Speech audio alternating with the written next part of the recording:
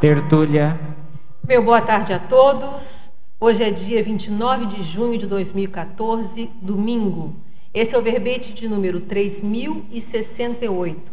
Tem 4 páginas, 47 logias e 12 máximos. O tema é Cantilena autoassediante, da especialidade autodesassediologia. Esse verbete foi escrito por mim, Adriana Lopes. Vamos à definição. A cantilena autoassediante é o ato de a consciência desfiar queixas repetidas e monótonas, geralmente mantendo a mesma sequência de palavras, qual refrão auto-vitimizado, sem dar-se conta da própria repetição e desconsiderando a indisposição pessoal para superar a condição reclamada. Na pensenologia destacamos o holopensene auto-vitimizado, a nosopensenidade autocondicionada, a cadeia pensênica atormentadora, os pensenes encadeados de modo automático, recorrente e irresolutivo, a retroalimentação de holopensene assediado. Em fatologia, o autoassédio reincidente, o gatilho à reprodução do autoassédio, a sequência vocabular auto-hipnótica, o monólogo enfadonho, a insensibilização aos contra-argumentos evolutivos, a ilusão de alcançar alívio com as autorruminações, a cronicificação de autoassedialidades. Em parafatologia, o monopólio do cardiochakra, a insuflação de negatividades por assediadores extrafísicos e o autoenrendamento com companhias evolutivamente enfermas. Na argumentologia, nós temos expressão, que seria a cantilena autoassediante, pode ser expressa de 3 maneiras.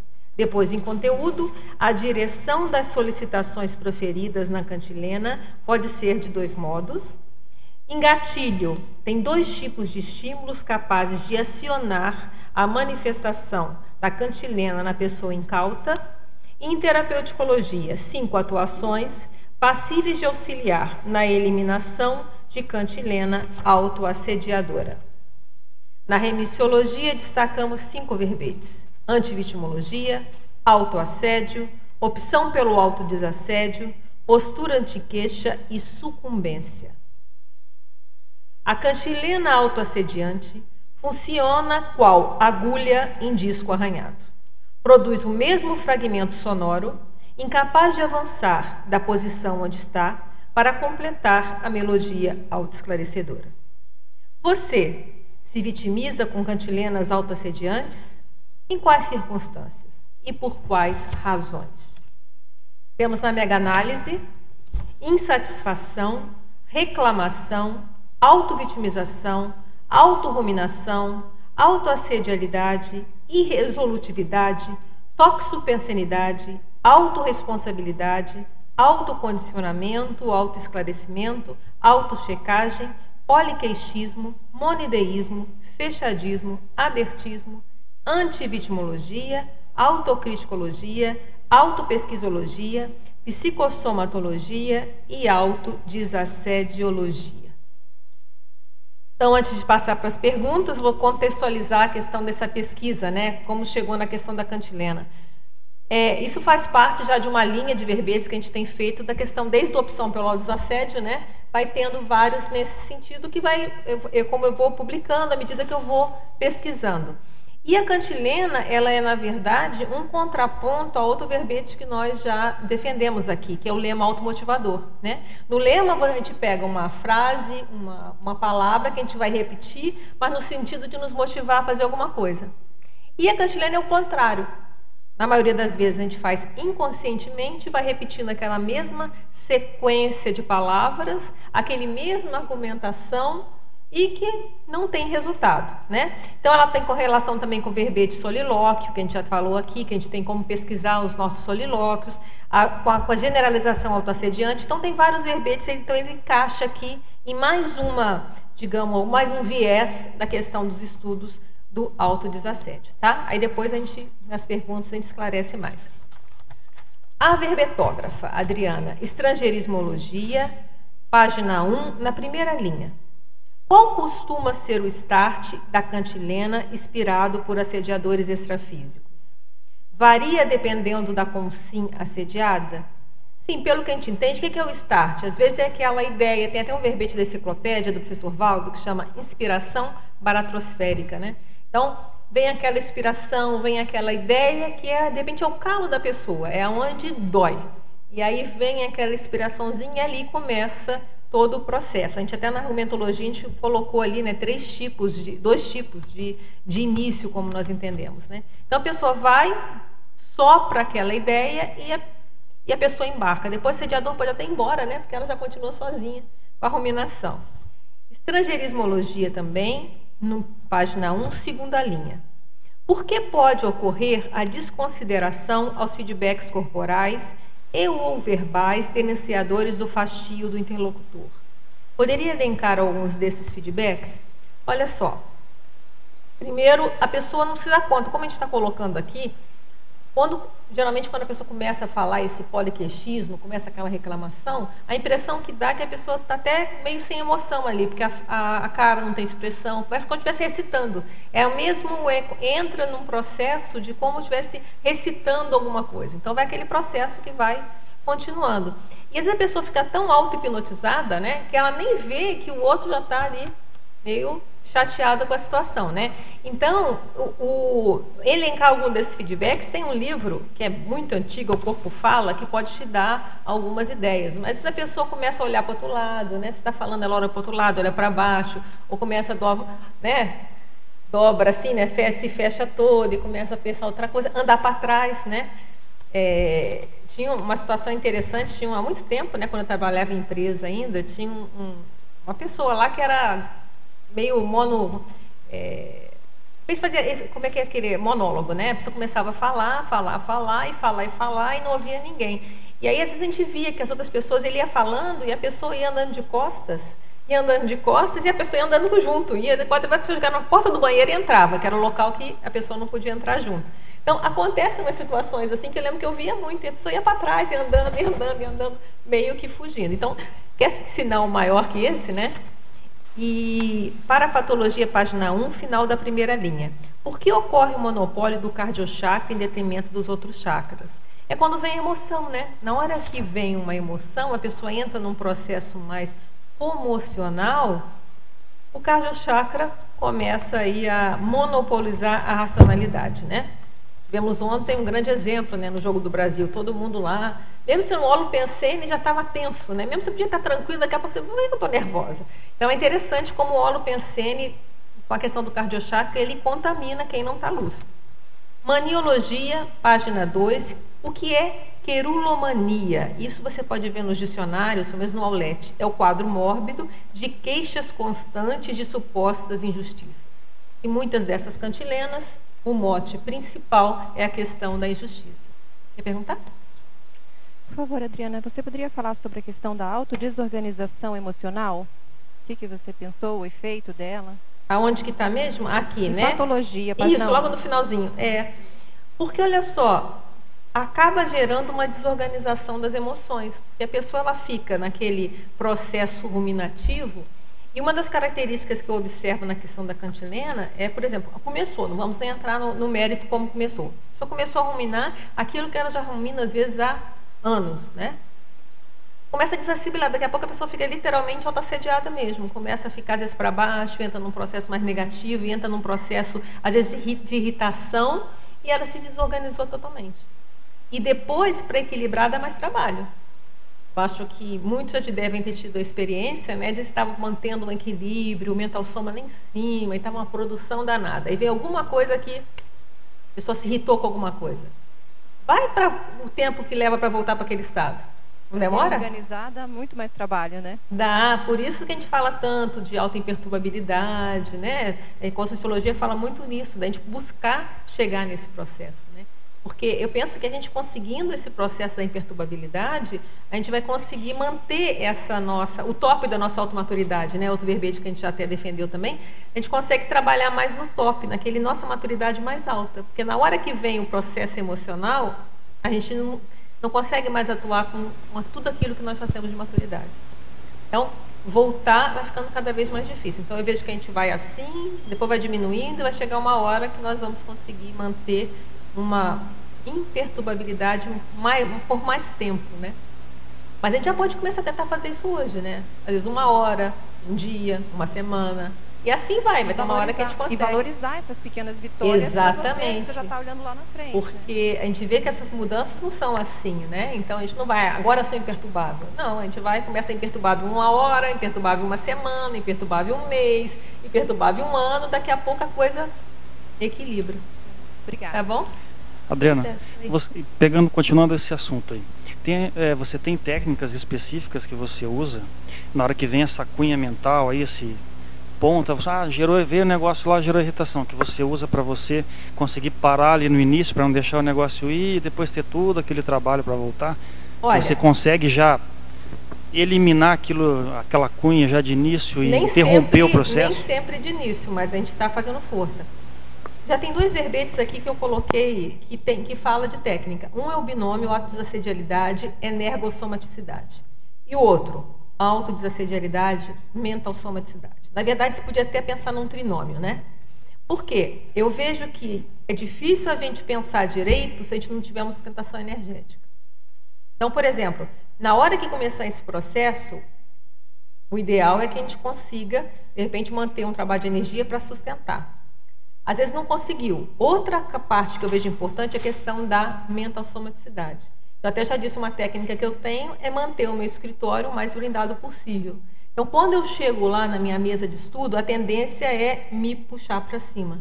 Se eu consigo manter esse local sempre ativo de estudos. Então, essa já é uma técnica que eu procuro fazer.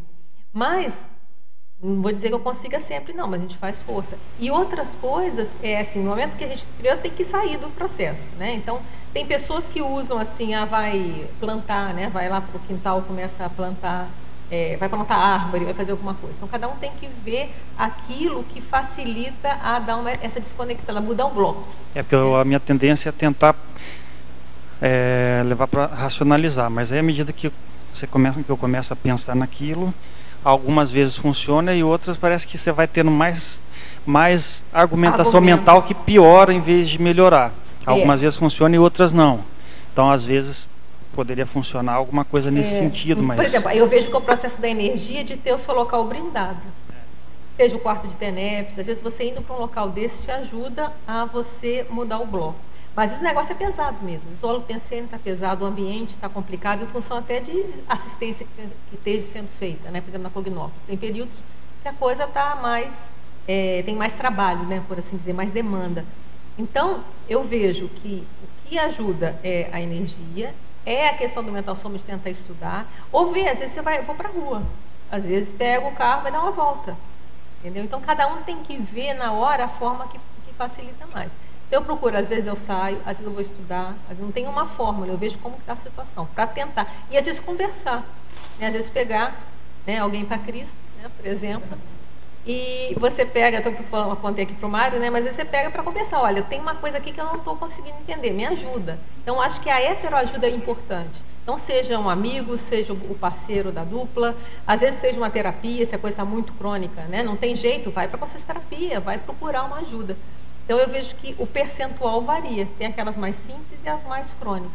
Vamos pensar que uma pessoa que tem uma cantilena há 20 anos, 30 anos, não vai trocar em um dia. Ela já está, de certa forma, aquilo já entrou de tal forma entranhado, aí ela vai precisar de uma interajuda. Às vezes um desassédio violento, porque às vezes tem um assediador ali do lado que já está que não sai. Que eu estou pensando, não uma coisa crônica, essas coisas mais agudas mesmo que vêm e aí do dia a dia, né? Sim, essas agudas são mais fáceis. Eu vejo como mais fáceis. Porque as do dia a dia, quando elas vêm, a gente tem mais ou menos uma ideia de como a gente funciona, começa a ficar meio discrepante. Então, a gente já dá um sinal de alarme. Então, fica mais fácil começar a pensar. No opção pelo autodesassédio, na última página, tem 3 técnicas, né? Por exemplo, uma pergunta que eu faço. O raciocínio embasado em fatos e para fatos habilita a identificar as elucubrações fantasiosas. Então, faz a pergunta. Isso que eu estou pensando está fundamentado na realidade? Há indícios objetivos? Tem lógica? Qual a ação que eu posso realizar para checar essa ideia? Então, às vezes, você vai com isso, você começa a ficar mais proativo. Eu estou com isso aqui na minha cabeça, eu acho que vai acontecer isso. Não, o que eu posso fazer, de proativo hoje, que eu posso checar se isso que eu estou pensando tem relação. Estou cismada que o fulano está chateado comigo.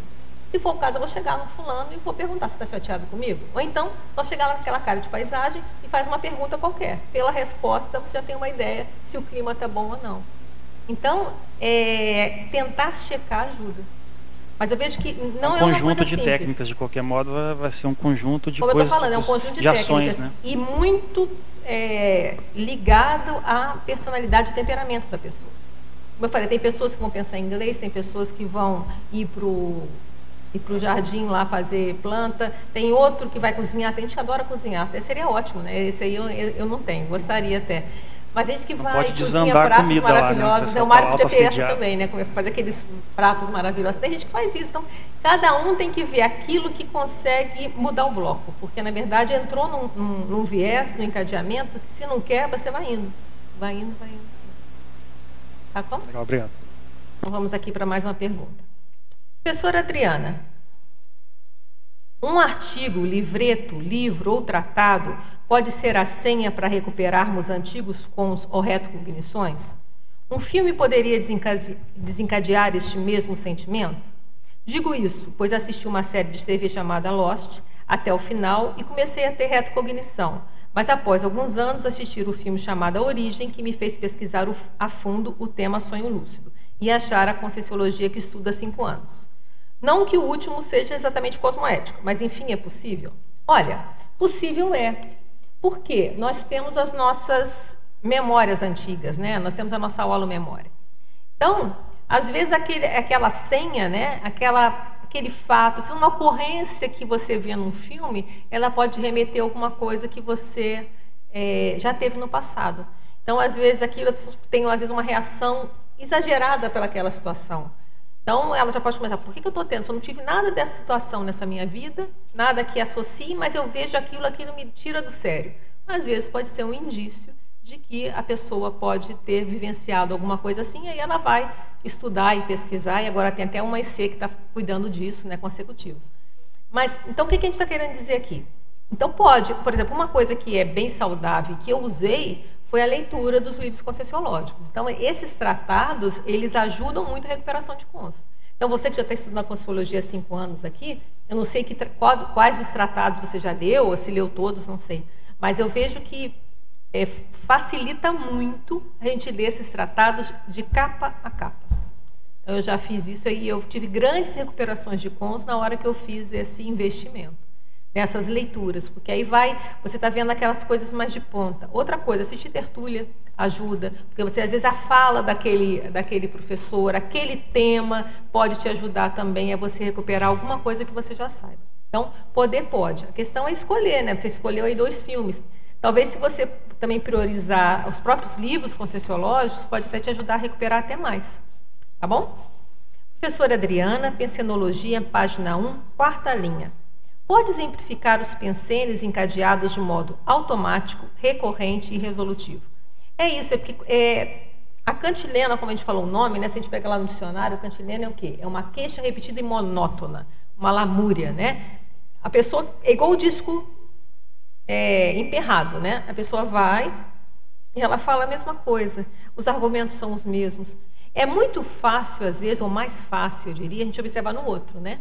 No outro a gente vê, gente, a pessoa vai falando a mesma coisa. E aí, é interessante, ou até não, é triste, né? Mas é interessante para pesquisa, né?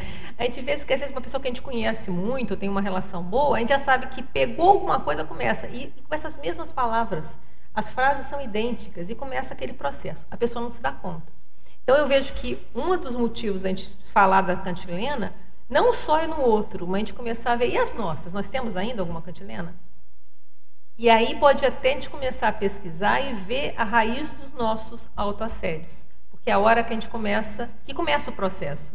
E às vezes a gente começa, não se toca, que a gente está repetindo a mesma coisa, a mesma reclamação, porque fulano é isso, ou por causa daquilo, a gente não se toca, a gente está com a mesma palavra. E nesse momento o negócio começa comentando no automático, parece que ligou, e aí começa, é o mesmo raciocínio, a mesma justificativa, a mesma lógica, e vai. Recorrente e resolutivo. Porque qual a questão da cantilena? A pessoa fica naquilo, não sai, não resolve, não para assim. Qual a resolução? Por exemplo, como eu dei o exemplo lá na opção. Então tá, então, o que eu posso checar isso mesmo? Ah, tem uma pessoa que pode dizer assim, não, é porque eu não tenho dificuldade de escrever, é porque eu não escrevo, porque eu não sei escrever, porque eu não sei o quê, porque todo mundo faz livro, eu não posso fazer, por exemplo. Senta e faz. Não é? Ela nem testou para ver, aí entra o verbete testa da autocompetência. Testa, vamos testar. Vamos testar se eu consigo. Aí a pessoa, não, realmente eu não consigo, então eu preciso de um curso. Tem vários cursos aí para isso. Né? Então, a questão da cantilena é que a pessoa não entra na resolução, ela fica naquilo, mas não consegue fazer um ato para, vamos resolver. Não, peraí, então, vamos ver friamente. Isso é verdade? Pode não ser verdade, mas se for, é verdade. Realmente, eu não estou boa nisso aqui, eu preciso melhorar. Então, vamos procurar ajuda? Vamos ver onde tem um curso para isso? Onde tem alguém que vai poder me ajudar? Então, a gente vê essa diferença. Tá bom? Fatologia, página 1, terceira linha. Um exemplo cotidiano da revolta explicitada e inútil é quando passageiros à espera de ônibus reclamam entre si quanto ao atraso do ônibus ou ao preço da passagem, sem tomarem providências de encaminhar tais reivindicações aos órgãos competentes para resolvê-las. Por isso, sugiro trocar revolta explicitada por revolta explicitada e inútil. Você concorda e vê alguma utilidade em queixas contra o governo, sem que elas sejam ouvidas por quem pode melhorar a situação? Nesse ponto eu concordo com você. Realmente poderia, até não teria problema de qualificar essa questão ali, como você falou. Também não teria problema. Mas o que eu estou querendo dizer é o seguinte, realmente, às vezes, uma coisa às vezes você vai fazer uma queixa, pô, isso aqui está demorando, faz parte. A questão é se é sempre a mesma coisa, é sempre a mesma fala e não sai do lugar. Tem uma colega nossa lá de Portugal, que é psicóloga, a professora Lourdes, né? E ela contou uma piada de psicólogo lá para mim que tem a ver com isso. Que era assim, como se dois psicólogos estivessem num ponto de ônibus, né? E aí um começava a reclamar, aí o outro psicólogo virava para ele, você quer mesmo falar sobre isso? Quer dizer, então é mais ou menos por aí, né? E sinergismologia, página 2, segunda linha.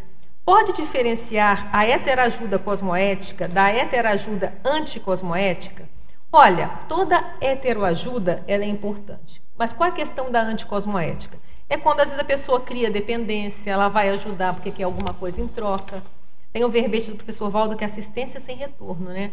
O ideal é a gente fazer assistência sem querer nada em troca. Então, toda vez que você está fazendo está ajudando alguém, mas para querer alguma coisa, para manipular, para ter algum ganho com isso, então isso a gente poderia considerar de uma questão anticosmoética, né? Às vezes a pessoa vai lá, ajuda para ganhar o voto, ajuda para ter alguma benesse, e aí já passou da linha da cosmoética. Gostaria de saber como é formada a Equipex do reurbanizador. Olha, eu também gostaria. Essa aqui é uma questão que realmente é bem complexa, né? Eu não tenho gabarito para te responder isso aqui. O que eu te sugiro é ler, por exemplo, no Homo sapiens reurbanizatus, Homo sapiens pacíficos, né? Por isso mesmo, pacíficos é o serenão, tem uma parte final enorme, né? Uma parte bem grande do livro que é só sobre serenão. Então, vale a pena você ler, que aí você vai começar a entender mais a questão do serenão. Nos 700 experimentos também tem uma parte no final falando de serenão. Para te ajudar a ter uma ideia. Agora, realmente, como é formada, eu não sei te dizer. Até porque o reurbanizador, ele é um dos serenões, que segundo o professor Valdo, é um dos mais avançados que temos aqui. Então, a Equipex dele provavelmente é formada de vários outros serenões, que seria o mais avançado deles, e vai ter evoluciólogo, e vai ter, assim, muita gente, né? Evoluciólogos, né? Onde fica o serenão? No extrafísico, até onde a gente já ouviu falar, ele fica em uma comunex evoluída, mas não quer dizer que ele não vá para outros lugares, né? Agora, no intrafísico, ele pode estar em vários locais, distribuindo em vários locais. E aí nós vimos aqui nos 700 experimentos, se você olhar na página 753, tem aqui 4 serenões e fala o local que eles estavam, né? Na verdade, 3 já não estão mais intrafísicos. Então, vale a pena você dar uma olhada. E eu acho que também lá no Pacífico também tem uma listagem. Só que esses serenões são todos identificados pelo professor Valdo, né? Então, geralmente ele está em alguma região porque ele está sendo peão para algum tipo de trabalho, né? Tem um que é lá nos Estados Unidos, em Motoc Bay, que é o esquimó, e tem o australino, que é aqui na região, mais ou menos perto da Argentina, né? Por aquela região ali. Então, são regiões estratégicas, como você citou até a Rosa dos Ventos aqui, né? Pelo que li até agora, é responsável pelas energias tectônicas do continente. O que isso significa? Ela é responsável pelas movimentações Isso estaria ligado à reurbanização? Sempre estaria ligado à reurbanização. Agora, o que eu entendo, e já vou falar do professor Waldo da questão da Rosa dos Ventos, é porque naquela região tem muitas placas tectônicas. São placas o seguinte, na hora que elas se movem, podem causar terremotos, uma série de coisas. Então, na verdade, eles estão ali com aquela energia segurando um processo mais sério, né? Segurando para que não haja um processo mais complicado. Tá bom? Adriana. Sim. Na neossinapsologia, página 2, a reedição sistemática de retrosinapses impedindo a formação de neossinapses quanto às realidades vivenciadas. Eu fiquei pensando, antes eu lembrei do verbete da Kátia, né, sobre espaço mental. Mas daí eu fiquei pensando, fazendo analogia com pessoa que é muito controladora, né? Então a pessoa não dá espaço para vivenciar ou perceber situações novas, né? Por exemplo, hoje na dinâmica parapsíquica veio essa ideia, né? Então eu percebi um campo bem diferenciado, um padrão assim diferente das que eu já tive percepção antes. Então eu para mim que era de assim como se fosse de uma comunidade extrafísica avançada, assim, sabe? Como se fosse uma amostra. E aí, qual que era o meu processo, né? Querer buscar dentro das minhas experiências, do meu dicionário cerebral, para fazer uma analogia e tentar interpretar aquele padrão. Mas a ideia é que não era para fazer isso, era simplesmente relaxar e perceber o campo para fixar aquele padrão. Então, eu meio que, né, essa neossinapsologia parece que tem relação com isso também. Tem a ver com a priorismose, né? Isso. Então, se a gente já vai com uma ideia pré-concebida, de uma forma mais patológica, fica difícil a gente ver o novo. Então, por isso, às vezes, fica difícil a pessoa ter uma lucidez no extrafísico. Vamos supor, está lá no extrafísico e vê uma vaca rosa voando. Ela vai falar, isso não existe, eu estou maluco. Não sei lá, se pode ter alguém plasmado alguma coisa. Então, são situações tão esdrúxulas, mas se você fica, não, peraí, deixa eu ver, isso aqui é um morfensene? Será que tem alguém fazendo isso aqui? Fazendo esse morfensene? Ou será que existe no extrafísico alguma coisa assim? Então, eu estou dando um exemplo bem assim, gritante, para a gente pensar. Como que a gente lida com essas coisas inusitadas? A gente para olhar e pensar, peraí, deixa eu ver o que tem de lógica nisso. Não, isso aqui é uma fantasia da minha cabeça ou isso tem alguma lógica? E geralmente, qual é o problema da priorismose? Não, isso é uma bobagem, eu não vou olhar. Não quero ver. E aí a pessoa se fecha. Então, se a pessoa está com ela está sempre repetindo aquelas mesmas sinapses, aquelas mesmas ideias, ela não vê. Então, uma característica que a gente vê na cantilena também é isso. A pessoa, se você, no momento que ela está nesse processo, você tenta mostrar para ela essa repetição, muitas vezes ela não vai te ouvir. Às vezes vai ficar muito chateado com você. E às vezes você é a única pessoa que está tendo coragem de falar a verdade para ela. E às vezes a pessoa fica muito chateada. Porque às vezes quando ela está naquele processo é muito difícil sair. Eu vejo que a questão da cantilena é muito sério. Existem os tratamentos todos, mas a gente, cada um começar a notar, peraí. Então uma técnica que a gente falou aqui é a questão da escrita. Se a gente começa a fazer um diário, toda vez que começar a escrever, daqui a pouco, gente, há 6 anos que eu escrevo a mesma coisa aqui, ó. Parece que estou falando a mesma coisa. O meu problema é o mesmo. Então, opa, abre o olho. A pessoa fica congelada, né, energeticamente. Pensei também na condição de interiorose também. Mas às vezes a própria pessoa não nota. Por isso, uma técnica às vezes, ouvir o feedback é importante. Mas muitas vezes as pessoas não se abrem para ouvir esse feedback. Então, se ela mesma parar e começar a notar, ou começar a ficar mais atenta, ela vai ver engraçado, olha, eu estou falando uma coisa. Uma vez que a coisa começar muito a ter aquele problema meio complicado, às vezes anota. Pega lá um local que você vai deixar guardadinho, né? E anota. Interessante. Eu estou pensando nisso. E vai ver, daqui a 5 anos você vai ver a mesma coisa. Pô, é gritante a pessoa, como é que o problema não mudou nada, não resolveu nada? Eu estou há 5 anos com a mesma enrolação para mim mesmo. Então, isso ajuda também. Aí na fatologia, daí na página... Patologia? Página... O que é isso aqui? Página 1, né? Tá. Na terceira linha de baixo para cima, lá no final, a ilusão de alcançar alívio com as autorruminações. Isso tem a ver com a mitologia, né? O mito do sofrimento purificador. Eu pensei assim também, a pessoa, por que ela fica ruminando? É como se ela entrasse num processo, né? Isso até aquela questão da própria psicanálise fala, né? Você fica repetindo aquilo, a pessoa está tentando achar uma solução. Só que às vezes não vai achar solução. Ela fica naquilo, isso é uma suposição do que a pessoa, por que a gente fica nessa cantilena, as pessoas ficam na cantilena. Na verdade, ela acha que repensando aquilo, uma hora ela vai conseguir ter um alívio. Só que não é por aí. Ela fica, e aquilo volta, e aquilo volta, e aquilo volta, e aquilo volta. Fica num círculo vicioso, tem né? aquela ilusão, não, isso vai resolver. Mais ou menos como a gente falou na vingança, né? A pessoa que ela acha que na hora que ela se vingar, ela vai ter o alívio daquela situação que ela foi vitimada.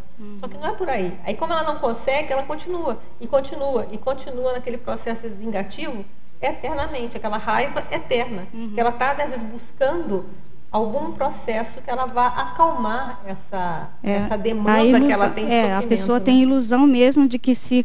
E não consegue. Exatamente. Né? E é um negócio que vai aumentando, recorta, extrafisicamente vai começar a reforçar. Recordar, repetir, elaborar. Né? Igual a mãe... A pessoa não consegue sair dessa fase do elaborar. O elaborar não vai, o elaborar não chega. Fica no repetir, recordar, repetir, recordar, repetir, recordar, repetir. Também lembrei de uma situação assim, a mãe que está esperando a adolescente chegar em casa, né, e está demorando para chegar e começa, aquilo começa a aumentar, né? É a síndrome da prospectiva trágica, né? A pessoa olha, ela já vai, então ela já começa a imaginar tudo que pode acontecer de ruim, ela já entra num processo negativo, nervoso, e vai aumentando, daqui a pouco chega a pessoa, cara mais lavada do mundo. Você está falando, eu acho que para a gente sair, uma pessoa sair desse nível de patologia, ela tem que ser lá do fundo, tem que ser uma coisa lá do âmago, ela querer sair, porque senão não consegue, né? Porque aquela história, tem curso, tem várias manobras, né? Tem até 40 manobras, tem o curso do autodesassédio, que a própria professora, você que trabalha nele. Então, mas se a pessoa não tiver um interesse, ela não consegue sair desse marasmo. Por isso que a questão da opção, por isso o verbete, opção pelo autodesassédio. Sem a opção, ninguém vai se desassediar. Não consegue. Não vai. Ela tem que primeiro optar por querer sair, aí vai começar a trabalhar. Aí começa a brincadeira. Antes de optar por desassediar, esquece. Porque o autodesassédio, até onde a gente vê, ele não é automático, assim, 50. Você fala que em efeitologia, na página 2, os efeitos constrangedores nos ouvintes de ladainhas autovitimizantes. Você falou da psicóloga, né? Você quer falar comigo mesmo? Né? Você acabou de contar. Não, porque isso que é constrangedor, porque a pessoa fica, todo mundo já sabe, às vezes todo mundo se entreolha, e até nem um pouco se entreolha, porque começou fulano com aquela fala de novo, né? Começou o fulano de novo, né? E aí todo mundo já sabe, fica aquele clima assim, e às vezes ninguém está ali para conseguir acessar e falar com a pessoa. Então, você comentou até outra, que a pessoa vai andando para trás, porque ela já não está aguentando mais, está disfarçando e não consegue. Eu tenho um caso desse, que é lá de Minas. E eu acho que há umas 30 ou 40 vezes já comentei a mesma coisa, já falei a mesma coisa. Falei, não, dá uma voltinha, comento alguma coisa para ela atinar. Ela não consegue. Eu estou usando uma técnica, eu acho que até anticosmoética. Mas na hora que ela está falando, eu estou escutando, bem longe, estou jogando energia, mas não estou ouvindo mais, porque é sempre a mesma coisa. Você está dando bem exemplo mesmo de como que muitas pessoas reagem. Agora, uma coisa que você fez é positivo, joga energia. Se por acaso ela estiver ali falando por assediador, você já vai aliviar um pouquinho. E tentar ajudar nesse sentido. Agora, se a pessoa não quiser, é muito difícil. Eu vejo que é muito difícil. Verdade. Tem o primeiro passo. O primeiro passo para sair disso, eu acho muito complicado a pessoa sair sozinha.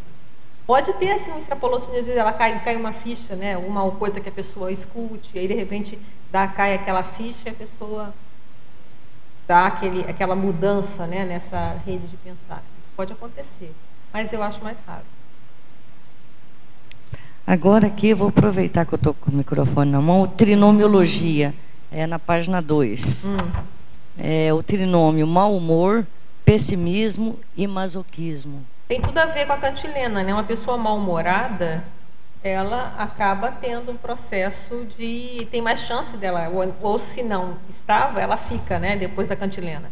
Mal-humorada, começa a ficar mais pessimista, né? Então, a pessoa, tudo está ruim, E o masoquismo é aquela questão de gostar de sofrer, né? Até que ponto começa a ter um processo que a pessoa também se aninha naquele sentimento de reclamação e, no fundo, se acostumou, acha que viver é assim. Ela acha que a maneira dela viver é assim. Então tem que ver muito a questão das razões também, né? A pessoa querer ter razão, e entra um monte de coisa que tem que estudar. Ok, obrigada. A pessoa geralmente, quando começa a cantilena, se acha cheia de razão. Professora Adriana. Sim, por favor. Parabéns. Tudo bem? Obrigada. Muito bom. Pegando esse gancho aí dela, a escolha qualificada realmente das suas companhias ajuda a própria pessoa a ter essa cantinela autoassediante? Tipo, tem aquele grupo que fica reclamando das mesmas coisas, acaba meio que afetando ela. Ela tem que estar lúcida para isso. Às vezes pode ser uma cantilena grupal que você está falando, né? Começa todo mundo a reclamar, até aquele exemplo que está na fila do banco, né? Começa todo mundo a reclamar que o banco está demorando, daqui a pouco está a fila inteira reclamando, jogando energia no pobre do caixa lá, que vai demorar mais ainda, porque com aquela energia toda em cima dele, ele vai se desequilibrar mais ainda. Então, é um processo, vai um contágio, vai contagiando todo mundo, e fica todo mundo reclamando da mesma coisa, não vai adiantar nada, a pessoa não tem culpa, e ainda piora, ainda vai demorar mais, porque vai ficar nervoso, às vezes, a pessoa que está ali no alvo, né? Eu falei caixa de banco, mas seja quem for o alvo. Exatamente. Então, tem as pessoas que não se tocam disso, né?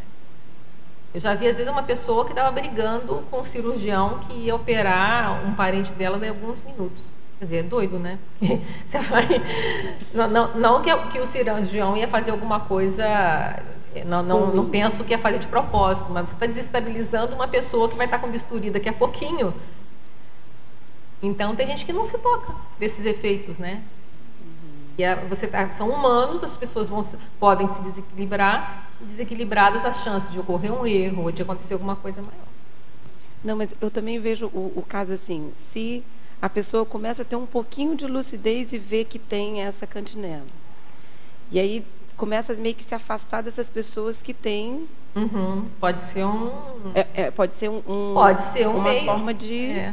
Mas geralmente as pessoas não ficam o tempo todo nisso, né? Mas aí na hora, às vezes o seu exemplo pode mudar. Às vezes um argumento que você pode, mas você tem que sair dessa. E às vezes você faz um argumento assim, às vezes quebra todo mundo. Depois vão te achar uma chata de galocha, né, entre aspas, né, porque, poxa, como é que você está me quebrando? Mas às vezes não, às vezes pode esse processo quebrar um processo da cantilena.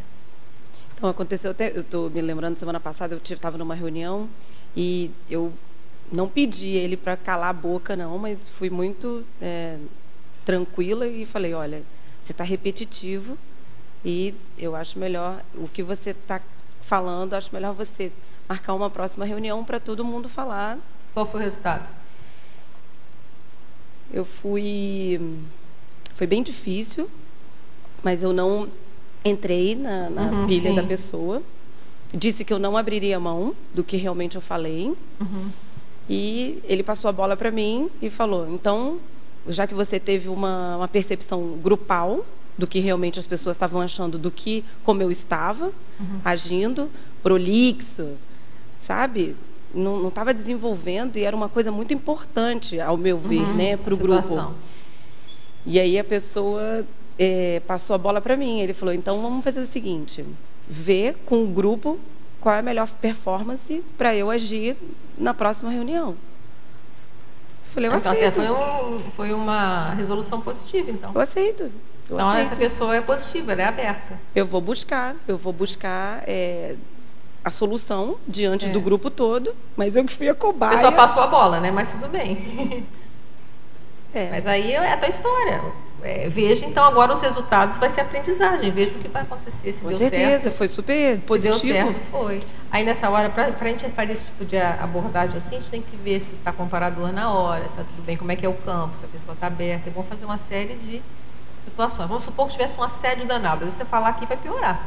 Então, isso tudo é bom saber. É a hora certa? Você mesmo falou que ficou tranquila. Se você entrasse num processo de ficar nervosa e alterada, aí já perdi a razão. Então, às vezes, foi um processo positivo. Observa o que vai acontecer. Depois você escreve a técnica. Não, sério. Professora. Obrigada. Oi. Pegando esse gancho da pessoa que acha que tem razão e até essa questão do abertismo, teria como expandir o binômio egão-orgulho? Muitas vezes, por que a gente colocou aqui o egão-orgulho, né? E o teor das cantilenas, a gente não posso falar todas, mas eu garanti que muitas, tem alguma coisa de orgulho ferido ou de ego. A pessoa geralmente está querendo defender alguma coisa. Então, alguma coisa que a pessoa acha que foi negligenciada ou foi prejudicada. Então, tem algum viés de alguma coisa de reclamação. E aí, no fundo, observar. Em vez de colocar o que, mas observar, né? O percentual de egão, de orgulho que pode estar nesse teor dessa questão da cantilena. E aí eu estou falando para cada um ver, né? Na hora que começar a situação, uma coisa, peraí, o que eu estou defendendo? É uma boa pergunta também, né? O que está acontecendo? O que eu estou falando? Começar a buscar, eu estou defendendo o quê? Quem? Tem algum percentual de egão? Tem algum percentual de orgulho? Uma forma também que tem um verbete que a gente defendeu, que é o solilóquio, né? E a gente até fez uma planilha que a gente mostra lá no Opção Pelotas Assédio, mas qualquer um pode fazer simplesmente. Então, tem uma listagem no verbete solilóquio de formas, né? De como que eu estou pensando, né? E é para a gente fazer uma avaliação do nosso modo de pensar. Uma outra técnica é, às vezes, passar essa planilha ou passar essas perguntas desse verbete solilóquio na hora que está com aquelas situações, sabe, César? Na hora de começar aquilo, é até assim, vem cá, eu estou mais aberto ou estou mais fechado? E essa minha evocação de consciência está mais afetuosa ou está mais hostil? E assim vai. E aí você começa a ter um panorama do nível de situação, se você está mais para positivo, o nível de razão que você possa ter, ou se você já está... Às vezes, a gente pode até ter razão, assim, entre aspas, né? Mas, às vezes, um modo de a gente abordar, e se entrou emoção, entre outras coisas, a gente começa a perder. Então, pelo menos, dá uma limpada, assim, tira a emoção daqui, tira a situação daqui. Então, a situação é essa. Geralmente, quando começa a ter muito viés de emocionalismo, de egão, aí a gente começa, às vezes, se confundir. Então, se começar a buscar, tentar ir tirando isso, também ajuda. A gente vai na essência do problema. Tendo a essência do problema, fica mais fácil a gente buscar uma solução.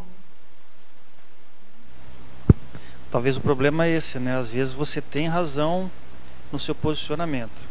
Mas a é maneira você de saber abordar... esse limite aí de... Ou não sei se é a abordagem, ou se é um limite, ou se essa limpeza que tem que ser feita, né? Talvez tenha uma dificuldade aí nesse ponto mesmo, entendeu? Primeiro, assim, às vezes, se a gente começa a tirar e ver aquela coisa de uma forma mais clara, quer dizer, aumentar a nossa lucidez vai favorecer. Então, por exemplo, essa técnica do solilóquio, eu gosto, porque às vezes a gente começa a fazer, pega essa ideia e começa a jogar aqui, ó.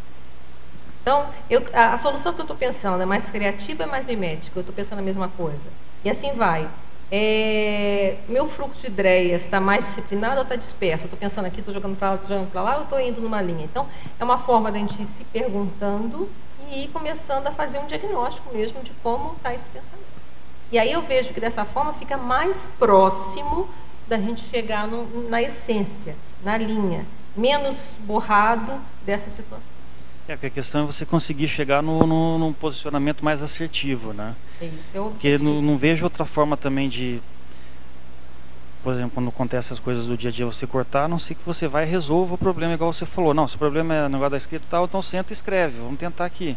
Ou vamos procurar outras soluções. Aí ter uma solução prática, porque se a pessoa ficar só na ruminação, né, ela fica sempre na teorização daquilo e não vai resolver nunca, né? A questão é, né, nesses casos de razão aí, né, é você saber até que ponto você se posiciona, ou você recua, ou se recua por quanto tempo, ou se não recua mais, ou o que você faz, entendeu?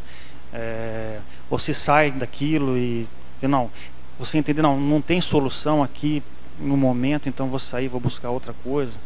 São esses aspectos, eu acho que às vezes, quando você mistura isso tudo, né, e você fazer a limpeza, dependendo dos casos, né, que eu acho que dificulta mais, não sei, pelo menos que eu vejo para mim, né, de começar aquele ponto, às vezes vem a cunha e você vai entrando, então tomar essa decisão e você conseguir chegar nessa decisão, limpando as coisas, né, que precisam ser limpadas. Não quer dizer que a gente não vai errar, mas tem mais chance de acertar. Eu acho que se a gente começa, pelo menos, a buscar trabalhar alguma coisa, tem mais chance de acertar.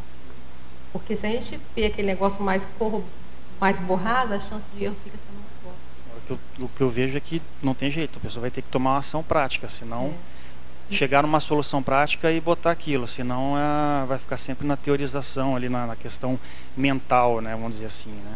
Às vezes é lógico, tem aquela pessoa que a do mental passa para a pessoa que a pessoa fica o tempo todo, né? Igual você colocou exemplos aí de repetindo, né? Aquela questão.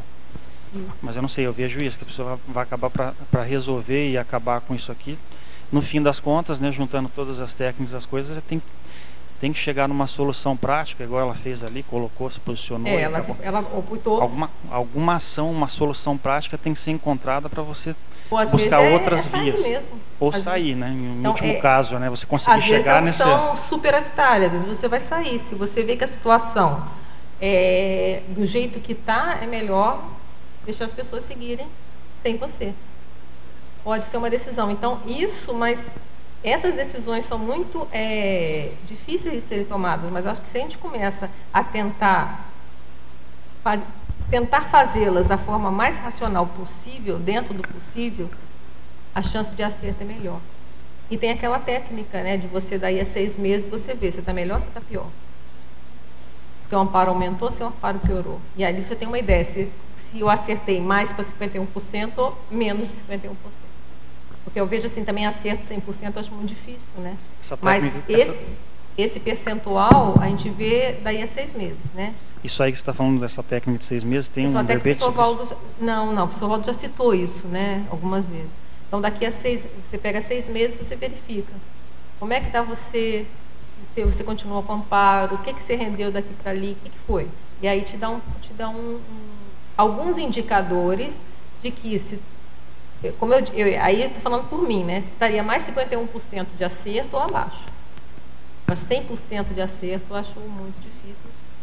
Também 100% de erro também é muito difícil. Mas nesse percentual, estava mais para cá ou mais para lá? Então, essa é uma técnica que funciona também bem. Eu costumo fazer isso também. E outra coisa também que eu sempre ouvi é a questão de ver onde você rende mais. Também é muito sério. Evolutivamente para todos. Você vê onde eu rendo mais evolutivamente para todos. E aí, geralmente, se a gente vai por aí, as nossas decisões acabam sendo mais acertadas. Onde que tenho mais produção, está em mais gabarito. Também ajuda nas decisões assim mais extremas, né? Decisões mais extremas assim de destino. Oi, Adriana. Hoje veio bem acompanhada, já cumprimentei. Na Adriana. Página 1 da fatologia, na quinta linha, de cima para baixo, a rejeição das autorresponsabilidades sobre as ocorrências reclamadas, né, para você falar a respeito um pouquinho. E na parafatologia, na última linha, o autoenredamento com paracompanhias evolutivamente enfermas. Sim, porque uma característica, do jeito que a gente está conceituando a questão da cantilena, a pessoa geralmente na cantilena, a pessoa não assume muita responsabilidade. Porque se ela assumisse a responsabilidade por aquilo que reclama, ela teria uma porção mais proativa. E tem o livro do César lá, né? Teria uma postura mais proativa para resolver, né? Mas se a pessoa não se responsabiliza pelo que está acontecendo, a tendência, ela não tem nada a ver com isso. Então, ela não vai se mover, ela só reclama. Ela, de alguma forma, está se colocando numa condição passiva. Em vez de colocar... E justamente o desassédio é a questão de você se colocar numa condição proativa. Tentar resolver de alguma forma. E a questão da cantilena, como a gente está falando, a pessoa fica só nesse processo que não sai. A pessoa pode ficar, às vezes, 10 anos com a mesma reclamação. E ela não fez uma vírgula para mudar aquilo. Quer dizer, ela se sente, de alguma forma, impotente.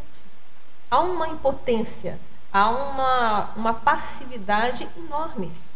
E aí tem que ver, nessa passividade, é só uma falta, às vezes, de confiança ou tem um egão aí? Tem um orgulho aí? Que faz, não, eu não vou fazer. Aí tem a questão do orgulho teimoso, né? Que é um verbete que a gente tem, o orgulho teimoso. Não, eu não vou... E fica ali renitente e não toma uma posição que de certa forma, a pessoa equivocadamente está achando que ela está se defendendo a autoimagem, na hora que mantém o orgulho teimoso. Está errado e a pessoa fica no erro, e fica no erro, e fica no erro, e fica no erro, porque ela não vai dar o braço a torcer de que está errado. Então aí é orgulho teimoso. Já era. O assédio toma conta ali de braçada, né? Entra de braçada, nada de braçada numa situação. E a outra, assim, o que acontece? Na hora que a pessoa entra nesse processo de ruminação, ela cria um holopensene, né? A pessoa entra no holopensene mais de negatividade, como a gente falou, de pessimismo, de irritação. Então, nesse momento, a pessoa vai se sintonizar com que tipo de padrão de energia? Esse. Então, a chance da pessoa começar o heteroassédio se cronificar é maior. Entrou num processo, aquela coisa foi, e continua. Daqui a pouco a pessoa já está assediadora ali também, e já está uma confusão. Então, cria um clima na própria psicosfera da pessoa de mais negativo. E pode se enredar, quer dizer, se ligar, se vincular ao assediador. O assediador entra por ali e fica. Adriana, dando muita força, né? Sim, Marisa. Nesse caso, também entra a autovitimização no meio, né? Reforça isso, né? Sim, esse então, comportamento. Aqui, ó, o holopensene pessoal auto-vitimizado. Eu penso que a cantilena já é uma auto-vitimização. É uma auto-vitimização. Porque a pessoa ela é vítima do cosmos e ela não tem movimento para ser mais ativa em relação ao cosmos. Eu já posso fazer uma pergunta? Lógico, sim. Eu trouxe a minha turminha aí. Estou vendo aí, alto nível.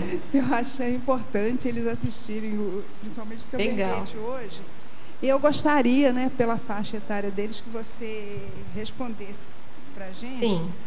A penúltima da fatologia, a desestabilização da intraconsciencialidade, principalmente em termos assim. Sim. Nessa faixa. É dentro da cabeça da gente. Intraconsciencialidade é o que está dentro da nossa cabeça, né? Então é aquela nossos pensamentos mais íntimos, né? Aquilo que a gente pensa. E acontece, o que é o autoassédio? O autoassédio é na hora que a gente começa a pensar coisa contra a gente mesmo. Então a gente pensa, eu não sei fazer isso, eu não sou boa, eu não sei, sou feio, ou nada comigo funciona. Tudo isso a gente está fazendo um autoassédio, a gente está prejudicando a gente mesmo, né?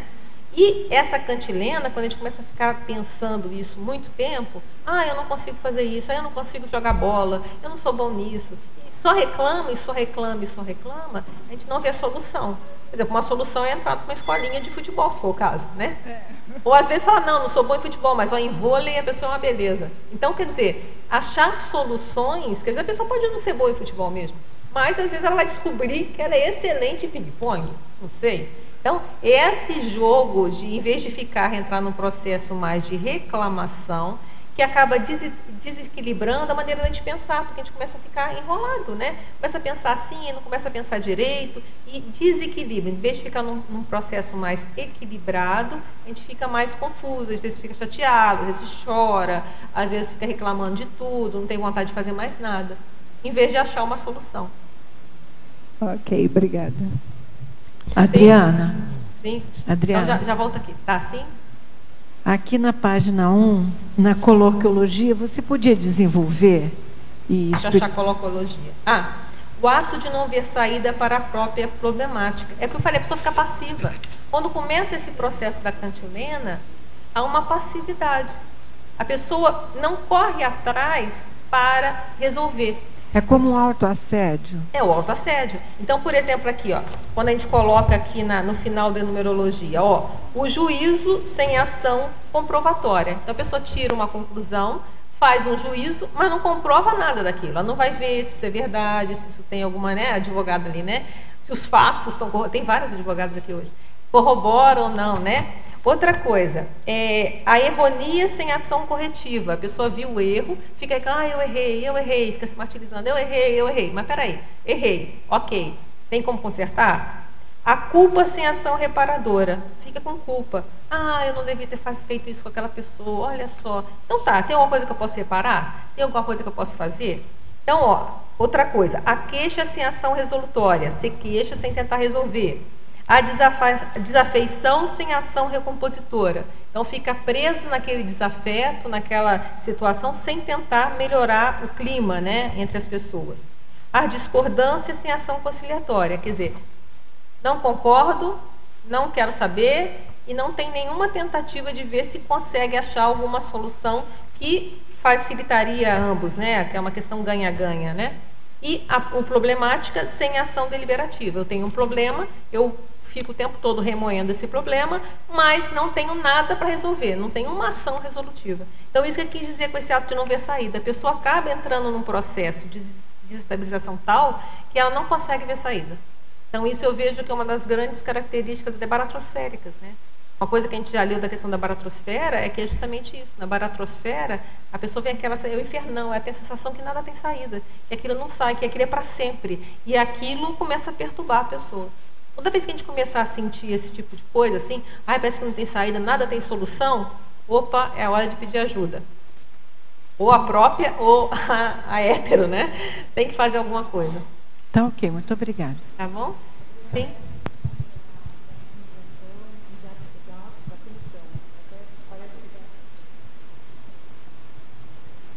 Vitimização, né, e da punição. A pessoa parece que ela busca uma punição para ela encontrar um certo alívio. Isso tem a ver com a religião, né? Eu vejo que sim, a questão da culpa, né? A pessoa tem uma culpa, então aí tem uma convicção autoassediante, né? De que para redimir da culpa ela tem que sofrer. Tem que sofrer para ganhar o reino dos céus. E aí ela começa a criar uma série de situações para sofrer, quando na verdade isso não resolve nada, nem para ela nem para o outro, porque o problema continua. Ela, em termos, se a gente pensar em termos de grupocármica, de interprisão grupocármica, não resolveu nada. O fato de eu sofrer não quer dizer... O fato de eu sofrer não vai aliviar o dano que eu fiz. O dano continua lá para ser recomposto. Então, a pessoa ela entra nesse processo equivocado de, às vezes, criar uma situação de sofrimento e nada foi resolvido. Então, enquanto que se ela ficasse uma coisa mais proativa de tentar minimizar, ela estaria já começando um processo de recomposição grupocármica. Ela ia tentar corrigir alguma coisa ou algum processo. Às vezes não consegue corrigir com A, mas eu posso corrigir com B, eu posso corrigir com C. Então, já é um processo mais proativo. E a gente vê que o sofrimento não ajuda. Mas isso é porque tem muito mito, né, da questão de você tem que sofrer para você ter o reino dos céus. Então, a pessoa acaba entrando nisso. Então, eu sou culpado, então tá, eu tenho que sofrer por isso. Então tem aquelas penitências, eu vou rezar tantas coisas assim, eu estou salvo. Não está também, né? Porque não resolveu nada. Em questão de fórum de família, a gente via muito isso. Que às vezes a mulher não se separava e nem pedia a retirada do marido do lar, era às vezes até espancada, mas ela achava que ela ficando ali, ela sofrendo, ela tinha que sofrer, entrava uma coisa de ser mártir, né? Mas que isso depois ela ia... ganhar o reino dos céus, entende? Ela tinha que sofrer porque ela merecia sofrer, mas depois ela seria recompensada e não tomava nenhuma atitude, por mais que a gente dissesse, não, mas a senhora voltou aqui de novo, vamos tentar tal medida. Não, mas ela vinha sempre com a mesma choradeira, né? Sempre as mesmas queixas, poliqueixosas. O que você está falando aí tem muito a ver com essa questão que eu entendo, é da gente começar a estudar qual é a convicção que a gente tem ao assediante. Isso aí tem uma convicção. Ela tem uma convicção que ela não está deixando, às vezes, ser refutada, de que aquilo é uma situação que ela vai resolver isso. Então, ela vai ter uma benesse depois. E eu vejo que é uma interpretação equivocada da questão do holokarma, né? Daquele karma. E eu já vi até pessoas próximas de mim numa situação como essa. Então, a pessoa sabia que a pessoa não prestava, não, vou casar, casou, e o casamento não durou nem um mês. E era óbvio que não ia durar. Mas a pessoa tinha de falar assim, não, é o meu karma. Então é uma visão, eu tenho que aguentar. Então é uma visão equivocada da questão do karma. Né? E às vezes você não quer dizer que você estando bem e mais saudável, você vai poder até ajudar. Então, se o problema é ajudar essa pessoa, não é apanhando que eu estou ajudando. No seu caso extremo, né? Então, eu estou apanhando, eu estou ajudando? Não. Às vezes eu estou ajudando mais se eu conseguir fazer alguma ação corretora para que essa pessoa caia em si do mal que ela está fazendo.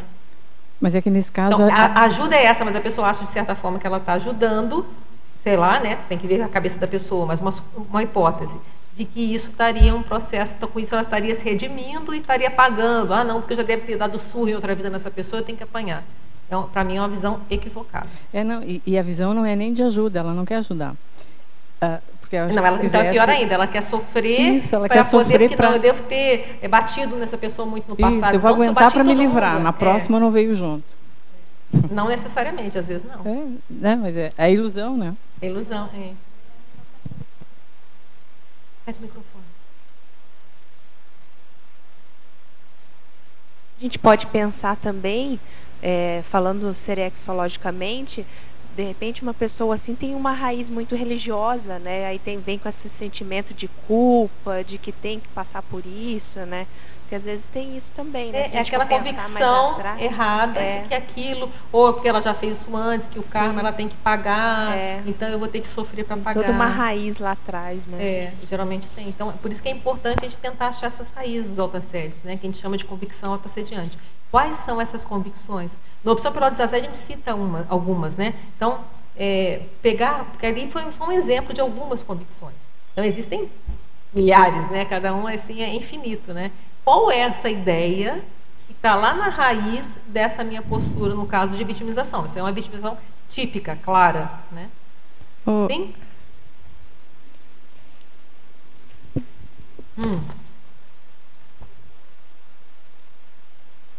Tá. Eu queria que você falasse um pouco como é que você pensou esse princípio dentro do contexto aí do verbete. Não é meu, não. Ele é da Conscienciologia, né? O princípio de não pedir nada para si. Que tem a ver com aquele que aconteça melhor para todos, tem a ver com assistência sem retorno, né? Então esse é o princípio da Conscienciologia, o princípio da assistência, né? De buscar, tem até a ver com a questão do senso de gratidão também, né? A gente ter consciência que a gente já ganhou muito, a gente já ganhou muita assistência dos outros, então evitar, a gente não precisa mais, a gente já tem muita coisa, então vamos agora retribuir. Então esse princípio pessoal. Por que eu coloquei isso aqui? Porque a maioria das cantilenas, eu não posso dizer todas, né? Porque quem sou eu para saber todas as cantilenas do que existem no mundo, né?